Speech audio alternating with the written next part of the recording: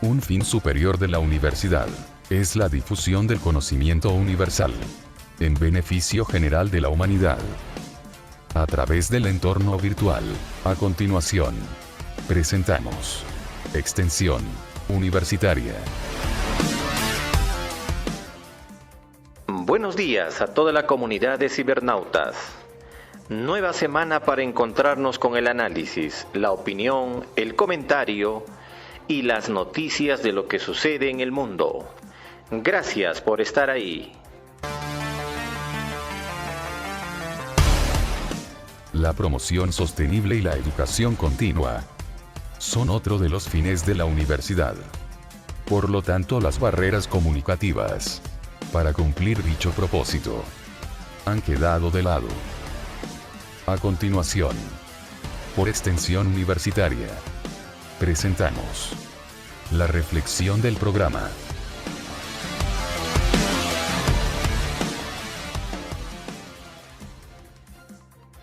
Continuando con el programa, ahora está con nosotros el CPC Edwin Gómez Chipana, destacadísimo profesional peruano, para abordar temas relacionados a los establecimientos de hospedaje, los hoteles, aquellos establecimientos que son utilizados por gente que constantemente se está movilizando de una zona a otra, ya sea en el territorio nacional o en el territorio internacional. Profesor Edwin, buenos días, bienvenido al programa. Adelante usted. Gracias, profesor Julito. Un saludo a la distancia para poder hablar sobre este tema muy importante que hay que resaltar con respecto a la enfermedad que es el COVID-19, referido al protocolo sanitario sectorial establecido por las autoridades correspondientes para poder tener mucho cuidado con nuestra salud al momento de solicitar el servicio de establecimientos de hospedaje, hostales, hoteles, etcétera, dentro de nuestra comunidad. Este establecimiento de protocolo ha sido aprobado pues por una resolución ministerial, ¿no?, que corresponde al protocolo 122-2020 del Ministerio de Comercio, Industria y Turismo, quien es que regula toda la plataforma referida a los protocolos que hay que tener en cuenta en los establecimientos de hospedaje, ¿no?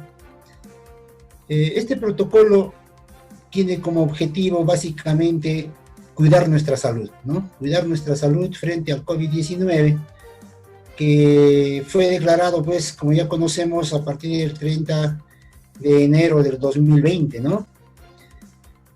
En este momento nos encontramos en una etapa de reactivación de la economía de nuestro país, y entre ellos se encuentran estos protocolos que tratan de prevenir que las personas se contagien al momento de solicitar los servicios de alojamiento y hospedaje, generalmente para comerciantes y personas de otros lugares que visitan nuestra provincia de Andahuaylas a fin de efectuar su actividad económica, ¿no?, que es muy importante para sobrevivir en este tiempo, ¿no? Entre sus objetivos es establecer las medidas preventivas sanitarias que deben cumplir los hostales, hospedajes, ya sean categorizados o no categorizados, ¿no?, desde el punto de vista de la calidad del servicio que ellos prestan.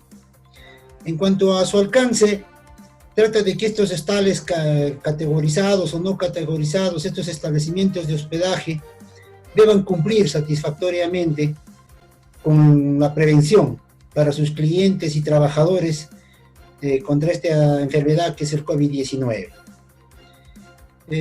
Podríamos resumirlo básicamente en 20 medidas preventivas de las cuales nosotros tenemos conocimiento básico para poder implementar dentro de nuestros establecimientos de hospedaje, ¿no? Entre ellos tenemos, por ejemplo, los que están referidos a los recursos humanos, a los recursos materiales y a la mejora de procedimientos y protocolos en forma permanente dentro de estos establecimientos de hospedaje. Por ejemplo, con respecto a los recursos humanos, debemos tener un adecuado control diario del estado de salud de los trabajadores. Es decir, que al mínimo síntoma de sospecha de infección o de alguno de los síntomas que se muestran a través del COVID-19, poder derivarlos directamente al servicio médico, ¿no? Es decir, al hospital o al lugar establecido para hacer la prevención correspondiente.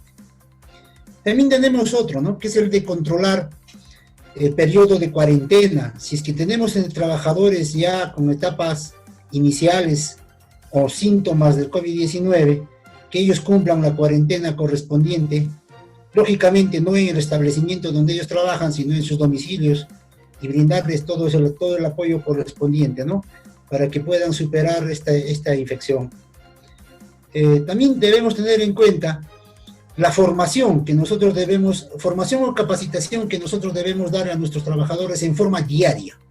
No es semanal ni mensual, ¿no? En forma diaria y permanente, enseñándoles a cumplir con las normas desde un punto de vista mucho más seguro de los equipos de protección individual, el higiene personal y también del establecimiento o local donde va a funcionar la prestación del servicio. Capacitarlos no solamente en forma presencial, sino también darles manuales instructivos o mostrarles videos de internet que nos hablan de cómo prevenir este tipo de enfermedades, ¿no? Estar también en constante comunicación con ellos a través de emails para poder verificar su estado de salud. Lo más importante es la señalización que debemos tener con todos los aspectos referidos a prevenir este tipo de enfermedad, ¿no? Que son las cartillas de información dentro del mismo establecimiento de hospedaje. Tenemos recursos materiales que también nosotros debemos de tener en cuenta, ¿no? Ya había dicho anteriormente, contar con una señalización de las zonas más riesgosas y donde deben estar los carteles más importantes dentro del establecimiento de hospedaje. Siempre poniendo énfasis en forma verbal permanentemente a los clientes con los consejos preventivos que ellos deben de cumplir dentro del establecimiento de hospedaje, ¿no? Entre los lugares más conflictivos o donde se puede encontrar mayor infección son las zonas de recepción o del mostrador, ¿no? Donde llega el cliente y presenta su información personal para poder anotarse, ¿no? En los registros y libros correspondientes. Esa es la zona más álgida porque hay un intercambio directo, ¿no? Y siempre respetando el 1,5 metros de distancia o 1 metro de mínimo de distancia entre la persona que atiende y el cliente. Este lugar del mostrador generalmente es un lugar donde la gente se apoya, donde la gente conversa o la gente solicita información, ¿no? Para eso hay que tener a la mano los instructivos correspondientes y en lo posible tratar de conversar lo más poco posible, haciéndoles las aclaraciones correspondientes, ¿no? Esta zona del mostrador o de la recepción, como le llamamos nosotros, hay que incrementar la frecuencia de limpieza y desinfección en ese lugar, ¿no? Usando alcohol o con agua o gel líquido, ¿no? Alcohol líquido. También darle la información preventiva, básicamente darle, ya no conversar mucho, como decía anteriormente, folletos, afiches o informativos sobre el COVID-19, ¿no? Y ellos ya tendrán la oportunidad dentro de la habitación o de los espacios comunes, generalmente de leerlos o revisarlos, ¿no? Ya es una cuestión personal de ellos, pero nosotros de todas maneras hay que informarlos, ¿no? Lo otro más importante en los recursos materiales tenemos los alcoholes o gel permanentemente dispuestos en las zonas de higiene, por ejemplo, baños, lavaderos o el área de lavandería o en el área de acceso común, que son los pasadizos, ¿no? Y las escaleras, cualquier lugar donde el cliente pueda tener contacto físico con algún otro bien. Generalmente la zona pública, lo que le llamamos, ¿no? Las zonas públicas.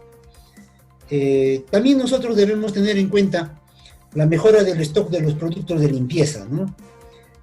No solamente es comprar una cierta cantidad, sino tener disponible, caso que en cualquier momento se pueda solicitar, mayor cantidad de toallas desechables, de alcohol en gel o alcohol desinfectante, el uso permanente de materiales de lejía, por ejemplo, ¿no?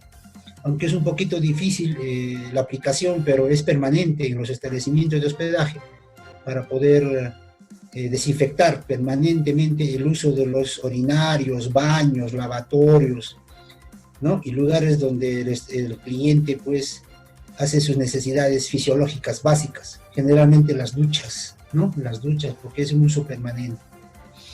Y así, hay que tener en cuenta estos productos de limpieza A esto hay que agregarle pues mascarillas, ¿no? Tenemos en disposición, por ejemplo, mascarillas que se regalan al cliente, pero en realidad vienen incorporados dentro de la prestación del servicio, y al personal de limpieza permanentemente sus accesos complementarios, ¿no? Como es la vestimenta apropiada, guantes, casco, protector o máscaras de protección, y también mascarillas en forma permanente.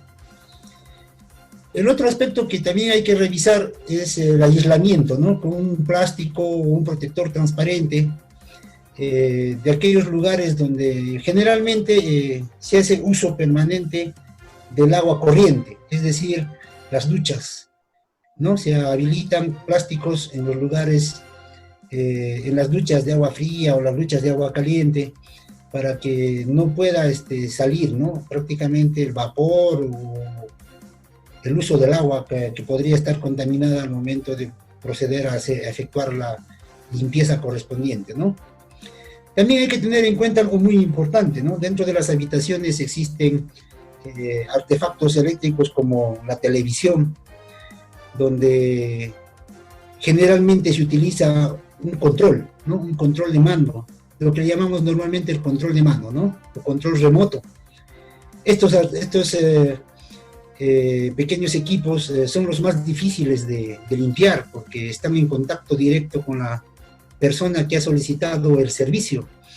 Esta es la parte más difícil para nosotros, ¿no? Porque hay que limpiar en forma individual, ¿no? Generalmente el cliente ocupa la habitación 1 o 2 días, y hay que esperar también la desinfección permanente de frazadas, sábanas, colchas, cubrecamas, y todo lo que esté dentro de la habitación que el cliente ha solicitado.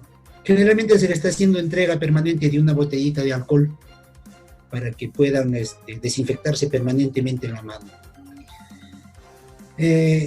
Otro más importante también es de que hay que cerrar las áreas donde no ha habido ocupación, ¿no? Es decir, por ejemplo, si un establecimiento de hospedaje tiene 2, 3, 4 pisos, hay que llenar primero la capacidad, ¿no? La capacidad por pisos, y cerrar el tránsito a las personas a los pisos que están desocupados. Esto con la finalidad de proteger, ¿no? Proteger la propagación del virus. Y se les da una recomendación de que permanezcan lo más que puedan dentro de la habitación, sin necesidad de estar caminando por el establecimiento de hospedaje por lugares que no le corresponden, ¿no? Para prevenir la contaminación o la infección de persona a persona. Y siempre, antes de este virus se hacía, por ejemplo, 2 veces al día la limpieza total del establecimiento. Ahora lo hacemos prácticamente 3 o 4 o 5 veces, ¿no? Dependiendo de la capacidad de clientes que haya tenido el establecimiento en un día determinado. Y siempre tratando en lo posible de que la limpieza sea completa, ¿no? Y la desinfección también. En cuanto a la desinfección, tenemos materiales especiales, ¿no? Como por ejemplo, decía, la lejía líquida y la lejía a vapor, que es la más importante, ¿no? Dentro de las habitaciones, sobre todo. Limpiar las habitaciones antes, durante y después del servicio de hospedaje.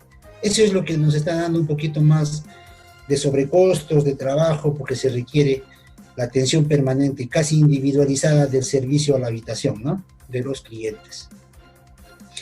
En este punto, lo más rescatable sería tener todos los accesorios disponibles con respecto a mascarillas, y recomendarle a los clientes que no se quiten la mascarilla ni dentro ni fuera de la habitación, ¿no? Esa es la recomendación más sustancial que les hacemos.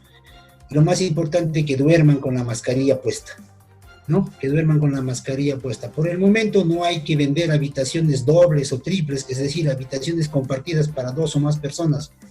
Generalmente se está haciendo la venta de habitaciones en forma individual, para una sola persona, para garantizar que no se contaminen, ¿no? Que no se contagien con este COVID-19.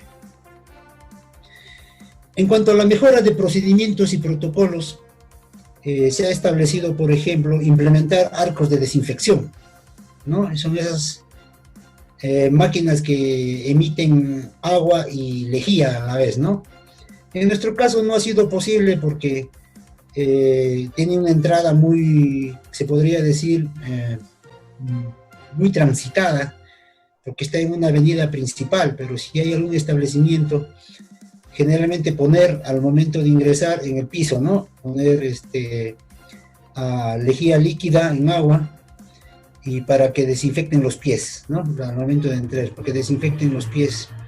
Y una vez que el establecimiento está operativo, está brindando sus servicios en forma permanente, recurrir permanentemente también la recomendación al cliente a que utilice sus calzados y los deje fuera de la habitación, que no ingrese a la habitación con el calzado correspondiente, ¿no? Aunque algunos lo hacen y otros no, ¿no? El otro está el control de la entrada de los empleados a los clientes, ¿no? Al momento de ingresar al establecimiento de hospedaje, se han habilitado esas pistolas electrónicas que miden la presión, es decir, el calor del cuerpo, y la desinfección de manos, ¿no? La desinfección de manos. Con respecto al área de comidas, por ejemplo, este es el área más complicada, ¿no? Por el momento nosotros no hemos prestado ya, o ya no vendemos bienes distintos, solamente la prestación de servicio, ¿no? Antes vendíamos bebidas gaseosas o solicitábamos menús al delivery para los clientes que lo solicitaban, ¿no? A los restaurantes, pollerías, chifas. En este momento ya no. Tampoco hemos permitido que el cliente solicite ese tipo de servicios externos porque tienen un riesgo, ¿no? Un riesgo alto y se podrían contaminar, ¿no? El otro aspecto también que es importante es la interacción, es decir, el trato cliente y el personal que labora dentro del establecimiento de hospedaje, ¿no? Generalmente estamos ahora tratando de evitar las conversaciones, tratando de evitar acercarse a las personas. Con respecto a la recepción, por ejemplo, ya está establecido de que todo cliente va a ser atendido con las ventanas cerradas, ya no se le va a poder atender directamente, ¿no? Es decir, un contacto mucho más cordial será, pero ya no como era antes, ¿no? Que a veces nos dábamos la mano, o de repente un cliente conocido, un abrazo, se conversaba 5, 6, 7 minutos. En la actualidad ya no es así, ¿no? En cuanto a consejería, por ejemplo, la conserjería es la guardianía, ¿no? En este momento nosotros hemos optado por cerrar, ¿no? El establecimiento ya con otras medidas de seguridad, haciendo seguros, como usando candados, etcétera, porque se ha suspendido la labor de conserjería. Es decir, ya no hay guardianía en las noches, el personal de guardianía se retira a su domicilio, ¿no? Entonces ya los clientes están informados sobre el tema y tomamos en cuenta las horas a las cuales se van a retirar. Generalmente ahora, gracias al toque de queda, es a partir de las 4 de la mañana, ¿no? En tiempos normales era toda la noche, ahora ya no. Entonces ya no necesitamos de un personal de conserjería para poder cuidar el establecimiento, ¿no? El otro también que es importante, ya no tenemos contacto con el maletero, ¿no? Es decir, ya no guardamos bienes como maletas, ¿no? Es decir, los bienes que el cliente utiliza para transportar sus bienes personales, ¿no? Ya no recibimos ya encargos de documentos, ya no recibimos encargos de guardarle sus cosas dentro del establecimiento de hospedaje. Esto ha sido suspendido por garantías, ¿no? Y el cuarto domicilio, como les decía anteriormente, también ha sido suspendido porque ya involucra una atención personalizada en el cliente, así que lo hemos suspendido porque preferimos evitarnos cualquier contacto directo con el cliente, ¿no?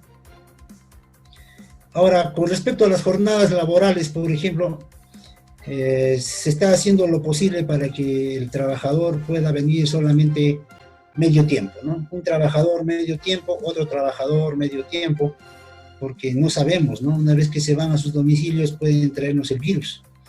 Entonces también esto ha sido un impacto negativo para ellos, ¿no? Pero manejable en el sentido de que lo hacemos porque necesitamos cubrirnos o protegernos de esta enfermedad, ¿no? Ahora hay que tener un contacto más regular con las autoridades sanitarias correspondientes. Generalmente estamos informando permanentemente a los centros de salud si vemos alguna cuestión que involucre los síntomas en algún cliente, ¿no? Y eso lo controlamos desde el momento de entrada. hay que tener mucho cuidado, ¿no? Y no solamente es negarle el servicio, sino que también recomendarle de que se apersone a un centro de salud correspondiente, ¿no? Eso sería con respecto a las autoridades sanitarias, ¿no? Al contacto con ellos. Lo más importante entonces aquí es la prevención e higiene, tanto de los empleados como de los clientes, ¿no? Estamos dando servicios adicionales que antes no dábamos, ¿no? Por ejemplo, ahora estamos regalando jabones, pero ya no esos jaboncitos que utilizábamos antes, por ejemplo, ¿no?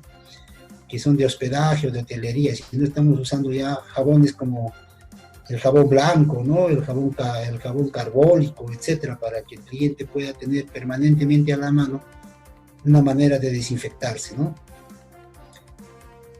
En cuanto a la desinfección de maletas, lo hacemos solamente utilizando alcohol líquido o si no, lejía líquida, ¿no? No hay otra manera, porque tratamos también en lo posible de que este tipo de maletas, no sabemos, ¿no? Pueden contaminarse en el transcurso de su viaje o en el lugar donde esas personas hayan estado. Estas serían las recomendaciones más básicas y generales que hemos extractado con respecto al tratamiento de la prevención del COVID-19, profesor Julio. Excelente, profesor Edwin Gómez.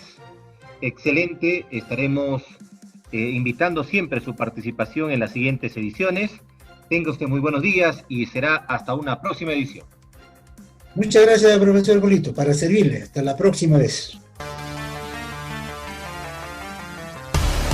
Los acontecimientos siempre se suceden. La historia sigue registrando el quehacer humano.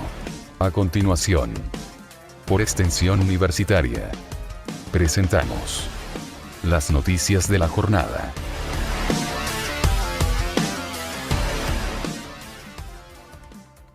Martes 11 de agosto del año 2020. Sigue siendo portada central el coronavirus. Según el mapa del coronavirus, hasta el día 10 de agosto, año 2020, las cifras actualizadas son los 10 primeros, por ejemplo. Estados Unidos, 5.151.901 casos. Muertes, 165.092. Segundo, Brasil, 3.013.369 casos. Muertes, 100.543. Tercero, India, 2.174.743. Muertes, 43.704. Cuarto, Rusia, 887.536. Muertes, 14.931. Quinto, Sudáfrica, 553.188. Muertes, 10.210. Sexto, México, 475.902. 52.006 muertes. Perú marcha en el séptimo lugar, 471.012 casos. Muertes, 20.844. 8. Colombia, 376.870.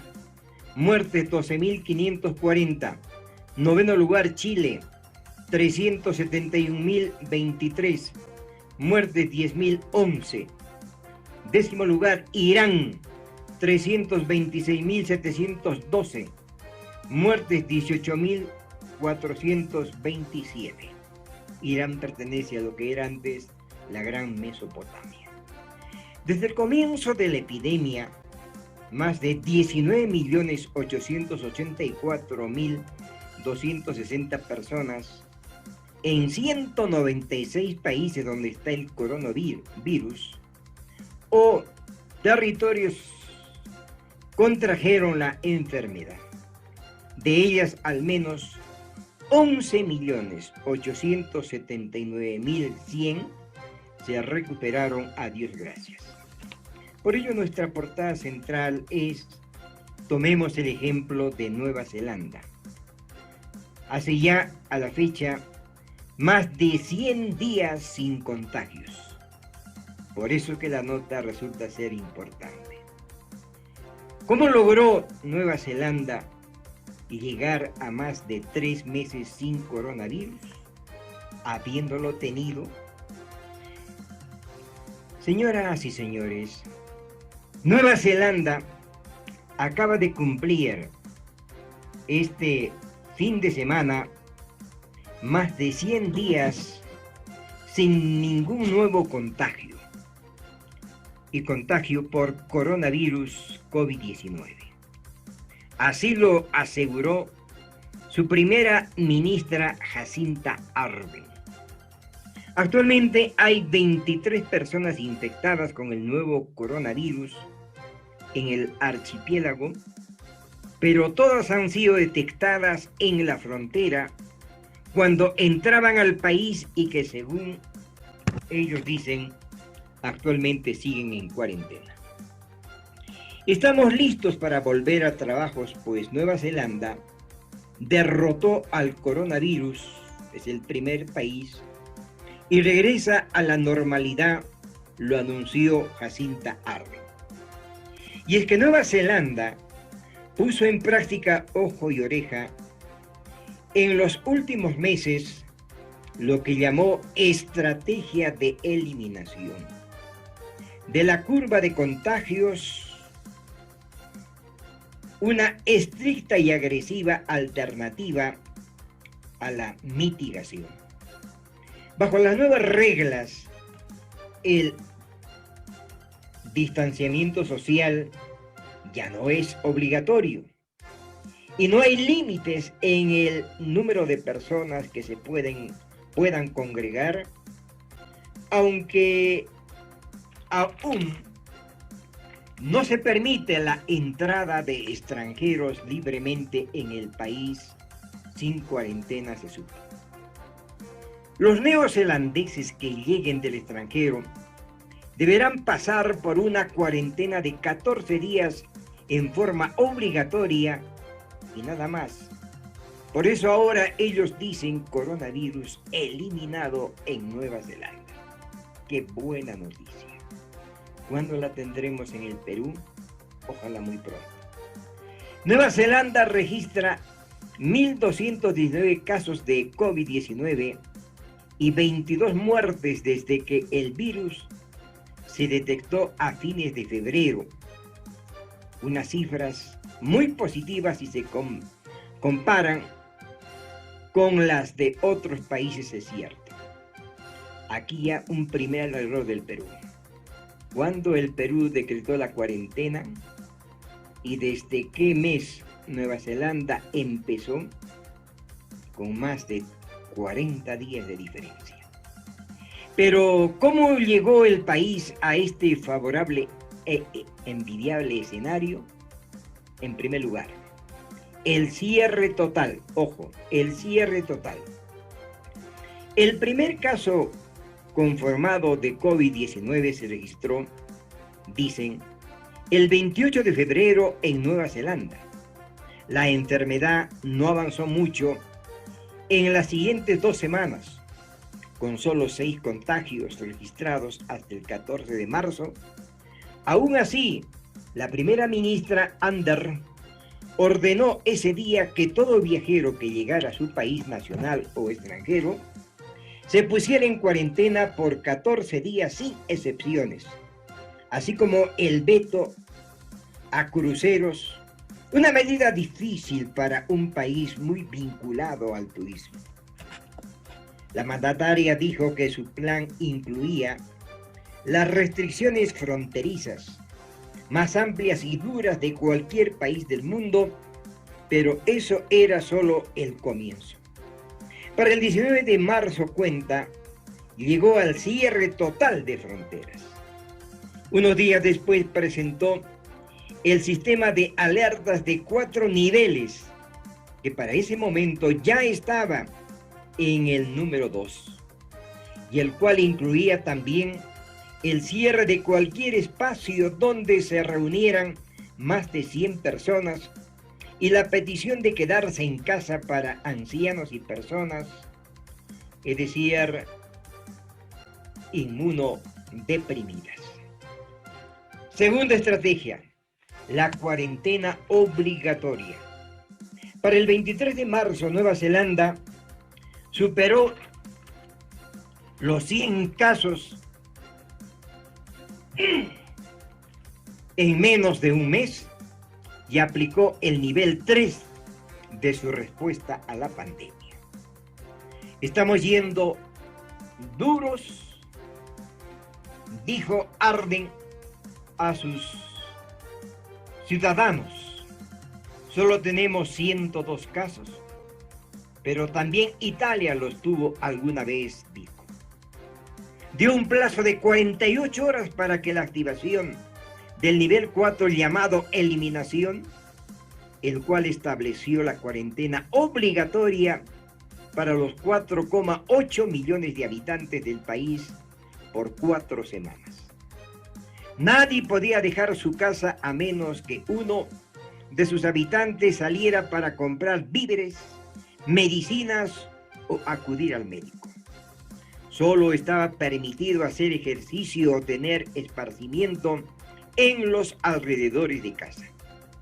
También se dio la cancelación total de actividades no esenciales, lo que implicaba el cierre de escuelas, comercios, industrias y también servicios. Solo se exceptuaron las ventas de víveres y de farmacias.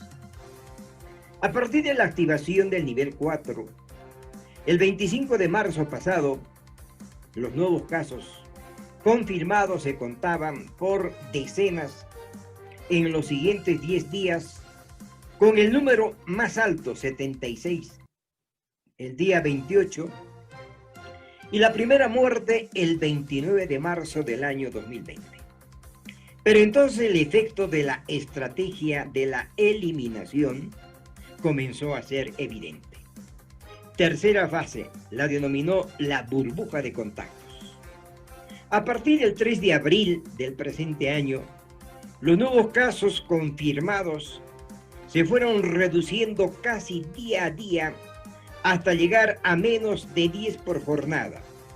Incluso el día 23 hubo 0 nuevos contagios registrados. Y el seguimiento fue personal, cercano, fuerte, enérgico.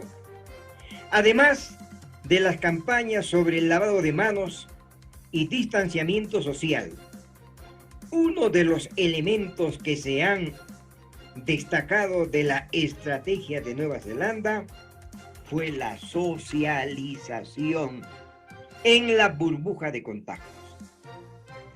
A los neozelandeses se les pidió mantener el contacto solo con las personas que viven en sus casas, familiares o conocidos, y con ellos practicar todo tipo de actividades sociales para lidiar con el encierro y el miedo. A partir de un momento, a los neozelandeses se les permitió inclusive entender ligeramente sus burbujas de contacto para inducirlos a familiares cercanos y personas que vivían aislamiento en el mismo pueblo o ciudad. Las fallas o la observancia de la burbuja han sido controladas en Nueva Zelanda, donde una línea telefónica de la policía recibía decenas de reportes sobre personas con mal comportamiento. Incluso uno de los miembros del gabinete de Ardern, el ministro de Sanidad David Clark, fue degradado de su puesto por haber dado un paseo familiar cuando ya estaba activa la cuarentena. La primera ministra dijo que merecía el despido, pero que no era buen momento para hacerlo. Las labores de Ardern. Nueva Zelanda tiene varios factores a su favor que le han facilitado la contención del virus, como el ser un país compuesto por 2 islas mayores que fácilmente se pueden cerrar, así como tener una población relativamente pequeña, menos de 5 millones de habitantes.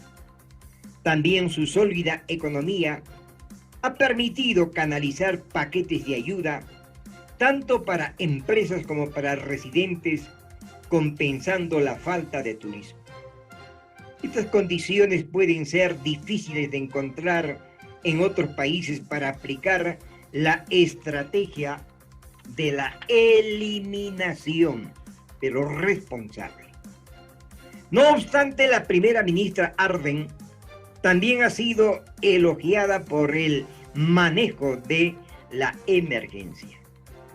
Ha permanecido en contacto con la población durante el brote, abordando el impacto del encierro en la vida social y el bienestar mental de las personas, al tiempo que se abrió al escrutinio de la oposición.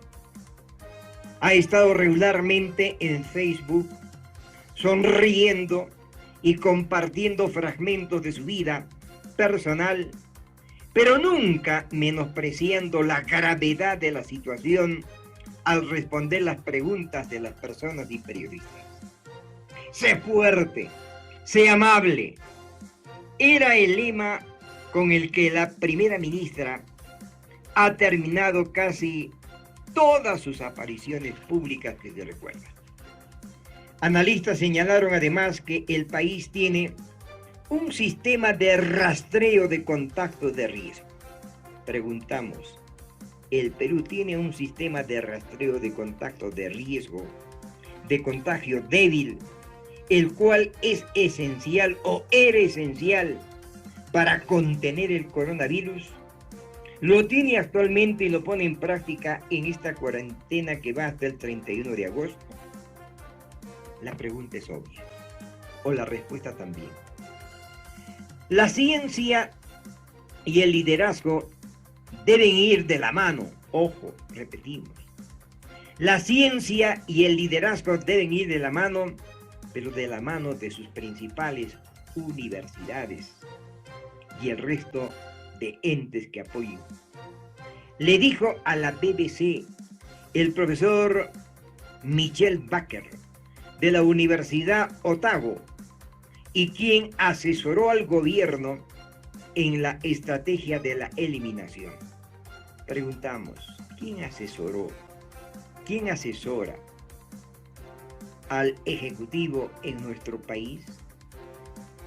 Basado en todo esto, en nuestro país no pudimos encontrar honestidad sobre este tema y sobre todo sinceridad, y frente al Congreso mea culpa por la forma como se llevó a cabo la pandemia en nuestro delicado y enfermo Perú, de momento. El Ejecutivo jamás antes de lanzar la cuarentena, y esto es una gran verdad, contó con un plan estratégico con metas y objetivos para los primeros 30 y 60 días.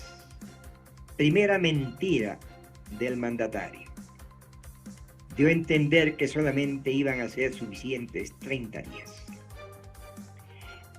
Pensaron que la débil e inaconsejable improvisación podía darles buenos resultados.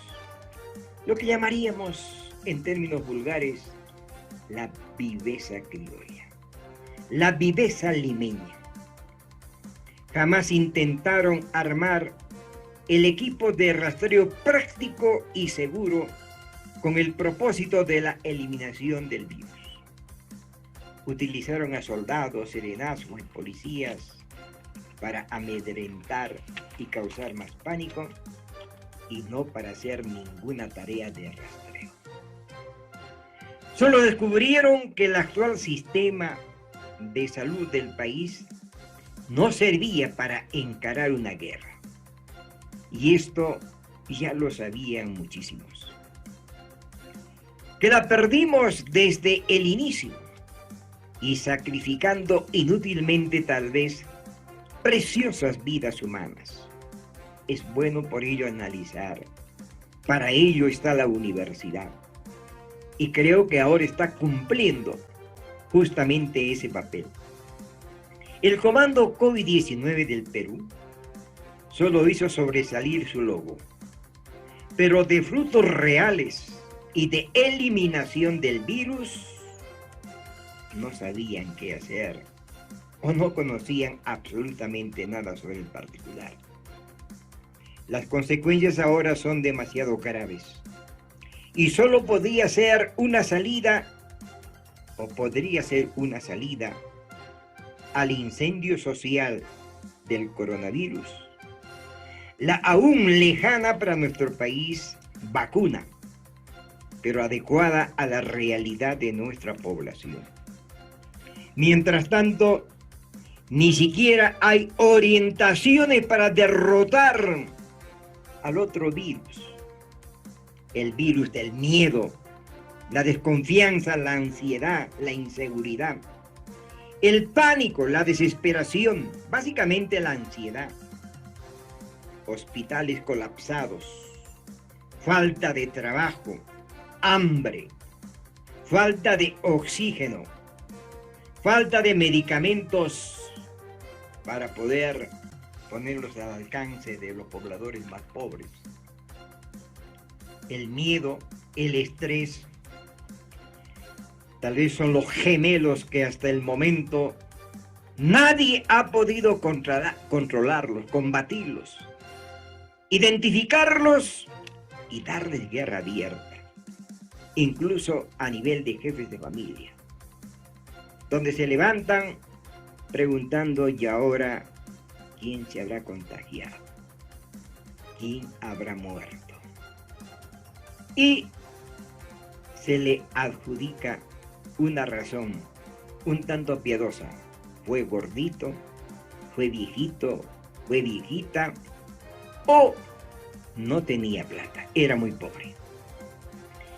El miedo como sensación de angustia provocada por la presencia de un peligro real o imaginario no mereció ser atendido dentro de esta danza macabra del coronavirus. Porque miedo también es el sentimiento de la desconfianza que impulsa a creer que ocurrirá un hecho contrario a lo que se desea. Miedo es también debilitar el razonamiento real de la vida, pero nos dio la impresión que en nuestro país los psicólogos, los profesionales de la materia y de gran prestigio en nuestro país no fueron tomados en cuenta. También estaban absorbidos o simplemente no fueron tomados en cuenta por el Ejecutivo y el famoso Comando 19, que perdió ya varias guerras. Era preciso vacunarse con ánimo y por lo menos decir: ánimo, soy yo, no tengan miedo. El Perú confronta de repente la más grande guerra, o de repente es la prueba divina más grande de la historia espiritual. ¿Nos vencerán? Habría que preguntarse en el momento y de inmediato si es que creemos en Cristo Jesús. Y la respuesta podría haber sido con el monosílabo que conocemos todos: no, no, no nos derrotará el coronavirus, porque somos descendientes de una raza pura, noble, fuerte e imbatible. Esto por lo menos no se tomó como tema de fondo. Cuando aparecía el presidente en sus tertulias semanales, interdiarias, etc., parecía ya derrotado. Y cuando uno ve al primer ciudadano del país con esa singularidad, entonces uno se llena en ese mismo instante de ese otro coronavirus que es no visible, para el alma, el corazón y el cuerpo. Se le dio más espacio a las torpes y débiles mensajeras o mensajeros profesionales de la vapuleada Organización Mundial de la Salud, que acaba inclusive de decir su principal vocero que para este coronavirus no hay cura y que dudan incluso de las primeras vacunas que saldrán mañana. Es decir, una forma de seguir siendo esclavos del miedo y de los contagios al mundo, con ese pensamiento que de tan solo oírlo, cualquiera se enferma más en el momento. Sin embargo, alguien dejó por lo menos una partecita pequeña para que nos encontremos como buen amigo, y que es el ánimo. Ánimo, hermanos del Perú. Ánimo, jóvenes universitarios, ustedes son grandes, fuertes. Ustedes no pueden ser derrotados por este coronavirus. Ánimos, niños. Ánimos, padres de familia. Ánimo, profesores. Ánimo, autoridades. El Señor es el único que tiene la fuerza y el poder de vencer la tormenta en que estamos viviendo. Acordémonos de aquel pasaje en que Cristo, en el mar, con esa barca que estaba a punto de zozobrar, y él estaba descansando. Y le dijeron sus discípulos: Señor, tú estás durmiendo, descansando, mira que el barco se va a hundir. Y le respondió: hombres de poca fe. Y se calmaron las aguas del mar. Por lo tanto, las Escrituras nos dicen: acerquémonos pues más a Él y logramos que nos perdone y nos bendiga este único Dios que quiere y ama y que nos prometió estar hasta el último día con nosotros. Buenos días, tras la huella de la pandemia y con nuestra campaña Una planta de oxígeno para Andahuaylas. 11 de agosto, rapidísimo, notas cortas, aprendamos un poquito de hebreo. Hoy 2 palabras, mejilá, significa perdón, y hay que perdonar a quienes cayeron en un tremendo error. No nacieron para ser gobernantes y habría que perdonarlos. Utiliza la palabra en hebreo mejilá, perdón. Y majalé en hebreo significa enfermedad. ¿Sabían ustedes que en Israel el 87% de la población muere de viejito, de ancianito? Dicen que ello se debe a la buena alimentación que conservan todavía en base a frutas, verduras, legumbres, leche y miel. Se cumple la promesa de Dios. Los llevó a los israelitas a la tierra que emana leche y miel.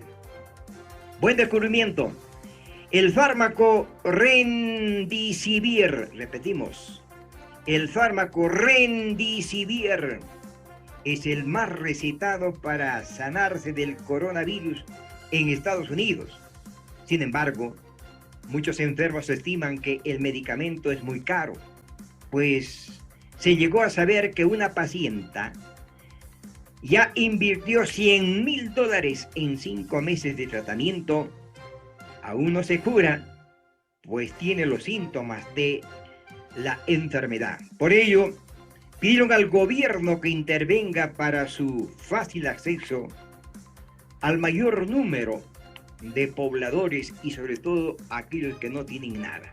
Más información: Coahuila, en México, es una población indígena que a la fecha se ha reportado 0 en coronavirus. Señor presidente de México, usted de repente no lo sabía. La población conserva sus tradiciones y su propia alimentación natural en base a frutas, verduras, legumbres, agua pura y sobre todo leche y miel también. Qué curioso, coincidieron con los de Israel. Ayer en Japón recordaron un aniversario más del bombardeo con una explosión atómica a Nagasaki. Pidieron el desarme de estas armas nucleares que ojalá nunca más se puedan utilizar, devastando el planeta. Las últimas que dicen los titulares de los principales periódicos de nuestro país. El Comercio intitula: Martos hoy solicitará investidura ante un pleno fraccionado. Perú 21, día D del general Martos. Premier dice, se presentará y pedirá el voto de confianza a un Congreso impredecible. Gestión. El 60% de empresas redujo su personal debido a la pandemia. Periódico La República. Bancadas divididas en voto de confianza en su portada. El Peruano. Gabinete Martos expone la política del actual gobierno. La Razón publica y dice: Vizcarra busca provocar al Congreso. Y en los deportes, Todo Sport dice: Cueva ya es turco. Prensa de ese país señala que llegó a un acuerdo con la directiva del Yeni Malatías y es uno de los jales del año. Alianza se fue de alivio. Suspensión sirvió para recuperar a sus lesionados. Lo ocultaba. Vizcarra se reunió con Gareca y Oblitas. Pedro Cateriano fue el enlace. Todavía sigue en el gobierno, pero sin ningún poder. 3 muertos y 17 heridos deja enfrentamiento en Loreto por lote 95.